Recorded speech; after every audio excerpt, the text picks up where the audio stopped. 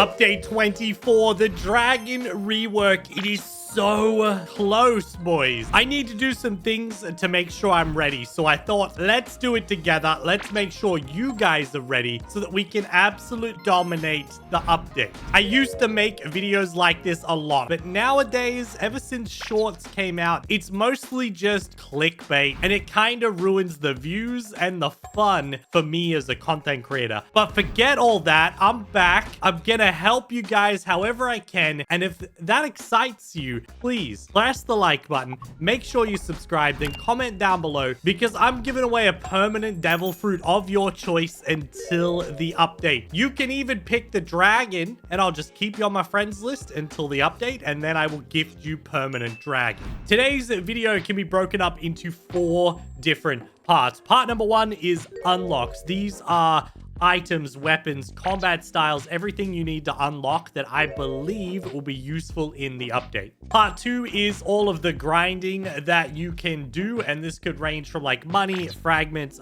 certain items, drops, things like that. Just stuff that will be helpful to have extra of. Then we have mastery. We're going to go over everything you need to get at least probably 400 mastery on to make sure that you can unlock anything that would be an advanced evolution of that. And finally is the other section, which is just extra little things that you'll be able to do. Other will be at the end because it does apply, but it might not apply. We're not 100% sure yet. Let's start off today's video with probably the most important unlock of them all. Obviously, this is a rework to Hydra Island. The Dragon Dojo is coming, and I think one of the safest bets that you can do, oh, that didn't break, is to unlock the Yama sword in here. And I think, whoa, oh, sick. You can hit multiple. I think it's very, very easy to unlock Yama, and there's no reason that you can't get it done. Excuse me a moment while I murder these idiots. I didn't mean to hit you guys, all right? Calm down. So most of us have Yama at this point. It's the easiest of the end game swords to unlock, but in case you don't, basically when you come in here, you'll be able to click on this sword a bunch, and it'll determine whether or not you're strong enough to pull the sword from the stone. In order to be strong enough, all you've got to do is do 20 elite hunter quests or 20 player hunter quests. It's pretty straightforward. You also need to be over level 1500, which is very entry level for the 3rd sea. So I believe what you'll have to mostly do is just grind up the elite hunter quests. These spawn every 15 minutes, and you can check your progress. I've done 237. Surely you can do 20.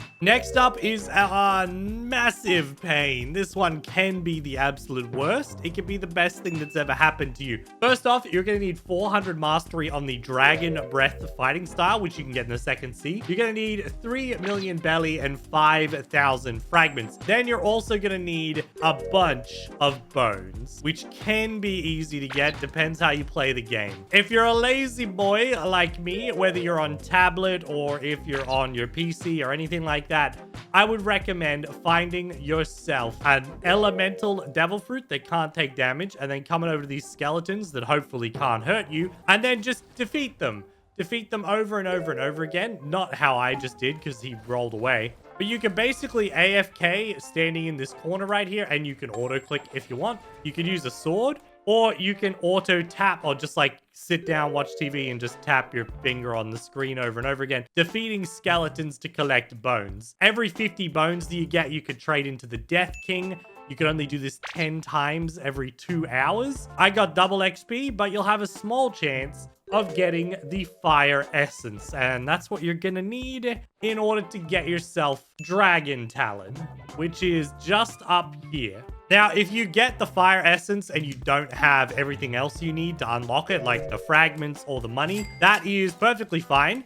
The game will still let you turn in the essence. I've run out of jumps. This is not good. The game will still let you turn in your essence to Uzoth, and then you'll be able to get yourself the Dragon Talon. Because the Dragon Dojo is coming, and that's like Uzoth's deal, and it's his people, you're probably gonna want to have Dragon Talon, and you're gonna probably want decent mastery on it. I will be absolutely amazed if you don't need Dragon Talon. I wouldn't even be surprised if we get the update and Dragon Talon has also gotten a rework just to make it more modern looking. This next one, I'm a little bit unsure of, but I think it would be a good idea to unlock Shipwright Teacher because there's a chance that more subclasses could be added in the update.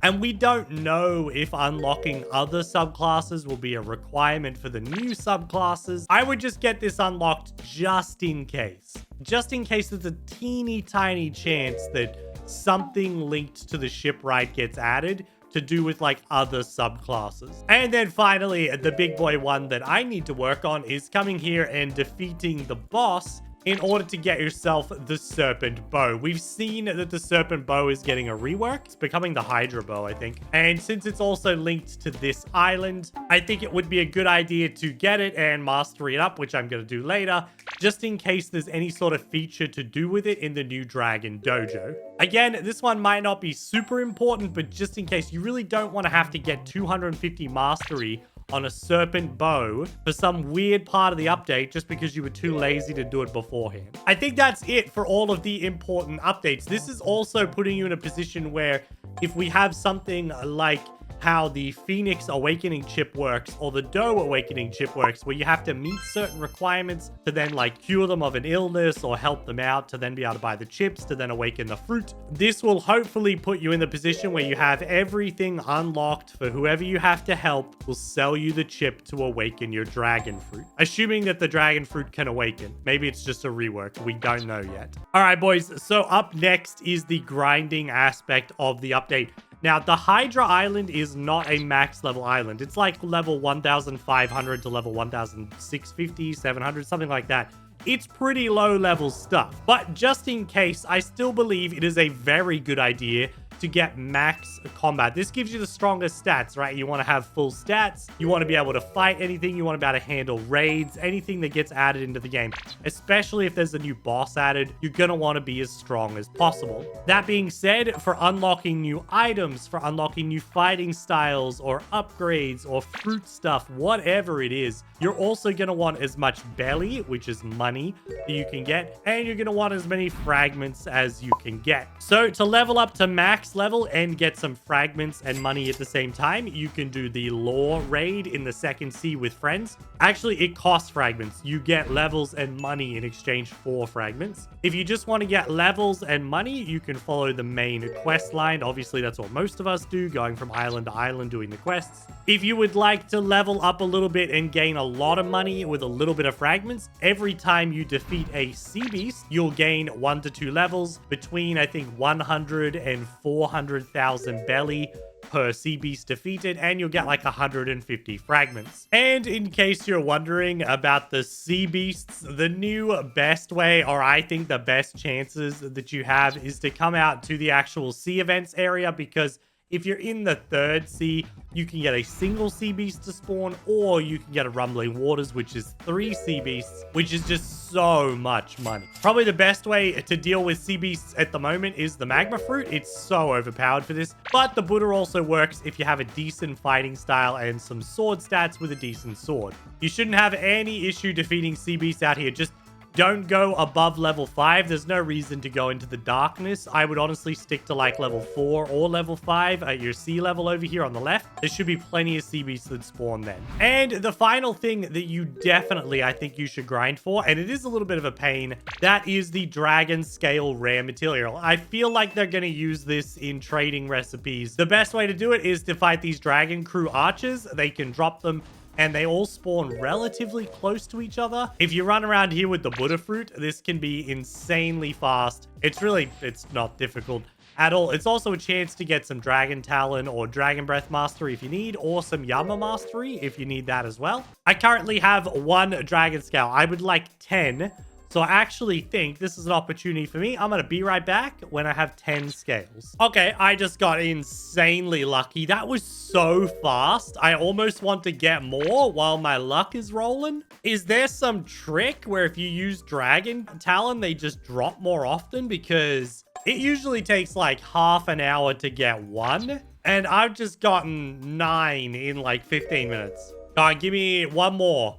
One more, or I'm going to go dry for like an hour now just to make up for it. Come on, bruh. Okay, it's actually unironically taking forever now. What is going on? Either way, I'm starting a new superstition. If you use dragon talon, they drop dragon scales more often. Believe it, okay? Just believe it and tell everyone. This is what we believe now. There we go. And that took 3 minutes. Like, it felt a little bit slower that time. Either way, use dragon talon. And if I was you, I would collect dragon scales. I honestly might come back and get like another couple just so I have 15. It feels like of all crafting materials, that one's going to be the most important. But actually, if we go to, is it treasure? No, valuable. Here we go. Of everything else that you can get in this game that is difficult, unless they add more stuff, I would definitely say the Leviathan scales could be important. The Dark Fragment could be important. Obviously, the Dragon Scale is important. The Leviathan Heart could also be important. I don't have one, but we have seen there was a Dragon's Heart leaked. So maybe you need a Leviathan's Heart. I don't know. Should probably get one regardless. Moving on to part 3, the worst part in this game. Oh, devil fruit. Do we get that? We get it, right? It's only 700 away. In that direction? Oh, yeah, we getting that. All right, that's on Sea Castle. Easy game. This way? No way is that a shadow fruit. Let's go. Okay, apparently I'm doing good work helping you guys out with this today because karma is on my side. Boom. Turtle entrance. Let's go. So one of the worst things in this game is mastery. It's a massive pain in the butt. And if you're going to do it, I would recommend doing the Tushita boss right here. He's very easy and he gives a lot of mastery. Let's refund. Apparently, I'm becoming a gun main right now. I would recommend of everything in this game to get your mastery up before the event. I would say the Dragon Talon is super important. The Serpent Bow, it's only 250. You might as well get it done. You're going to want to also get the mastery up on your Dragon Fruit if you already have one. I've got 600. I am ready to go, boys. Remember, you can always trade for a Dragon Fruit and eat it if you want to get ready that way. And then also, just in case we get the control rework, maybe consider doing the control as well, because it will be pretty awesome.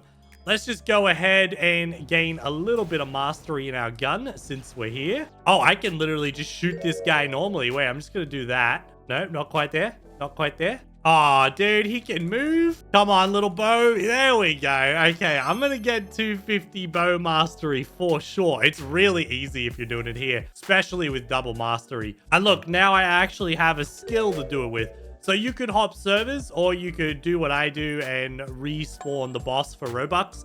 It does get a little bit expensive if you're doing it the Robux way to level up your masteries. But when you're doing the low hundreds, it's kind of affordable. I don't know. I'm a lazy guy, man. I believe this bow also gets used a little bit in PvP. So unless the rework totally breaks it, I think getting it leveled up is a good thing. And number 2 down, pretty easy stuff. I will get this to 250, I promise you. Other than the obvious fruits, if you want to do more mastery, just like to make yourself strong in general for the event, one of the best go-to devil fruit that you can always use is always going to be the magma fruit. Awaken your magma, get its mastery up to unlock all of its abilities. It's only 140. No matter what happens, if a raid gets added to the game, if a boss gets added to the game, the magma fruit can handle it, man. It's so good. The same can be said for the Buddha fruit, wherein you actually just need to awaken the first skill. You don't even have to do its mastery. Its mastery is honestly a waste of time.